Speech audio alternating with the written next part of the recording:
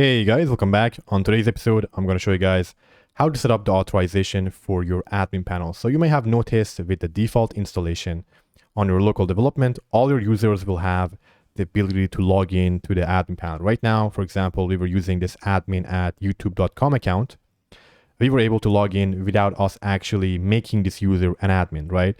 Now, this is obviously a security flaw on your actual applications. You only want the users that have the admin role or maybe the permission to view the admin panel to access and log in. So let's go ahead and see how we can define that. And again, if you actually deploy your default application on a production server, none of your users will be able to access the admin panel. So this is a very important step that you need to do on all your Filament setups.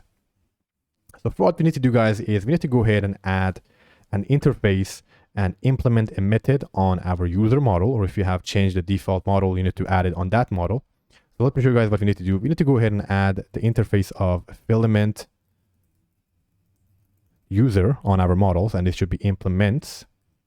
And with this Filament user, basically this is an interface, and it requires us to override or implement this can access panel method, right? And of course, you can kind of tell from the name and also the return type, this is what controls if the user has access to the admin panel or not. So I'm just going to go ahead and copy the definition for this method. Go on my model. You can obviously add it anywhere you like. I'm going to add it all the way to the top so we don't have to scroll too much on the video. Right, so that's all we have to do, guys. Just go ahead and add this method on your model. Now, in this method, you can return either false if the user doesn't have access, or return true if they do have access. And also, I need to go ahead and import this panel over here, and it's under the namespace of Filament. So this one over here, guys. So obviously, if I go ahead and set this to false, this means no user has access to the admin panel. And if I go ahead and reload, it's telling me forbidden. So it automatically kicked me out of the admin panel. And if I set this back to true, I'm now able to view it again, right? Now on my account, or basically on this setup, I have two users. I have an admin at youtube.com, which is the user I'm currently logged in as. And then there is the test at test.com. Now, generally what you want to do, guys, is if you have some sort of role system, or you have maybe an is admin column on your database, you can go ahead and do something like this. Or if you have like a role, we can say, can, something like that. It's up to you guys, obviously, what kind of roles and permission system you're using. Or maybe you have a role column. We can say role is admin. On my blog course, I do cover something like this with a simple role system. So if you guys are interested, I will link that video in the description. But in this case, because I don't have that, I'll just do a very simple check. I'll just check for the email. Okay, so I'm going to go ahead, copy this user's email. This is not meant for production use, guys.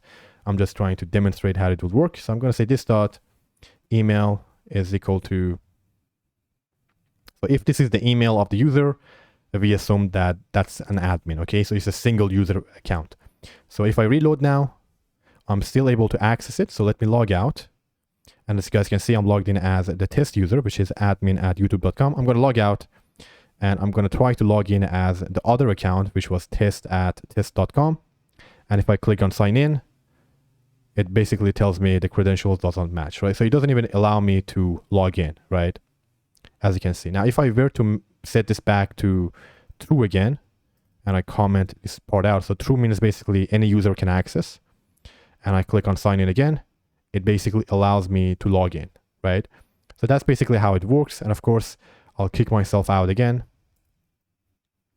And if I do that, boom, I'm out the system. Now, I'm not able to log out now. So I'll have to go ahead and set it back to true again. So I'm able to log out. I'm going to log out, enable the logic again. Of course, I won't be able to log in as the test user. But if I try to log in as admin at YouTube, which is the actual admin or the only user with access to the panel, I'm able to join and access it. So that's all you have to do, guys. Very simple stuff. And again, this is something you have to do on production. If you don't add this method or you don't implement it, you won't be able to access the admin panel on a production server, basically anything other than your local development. So this is very important.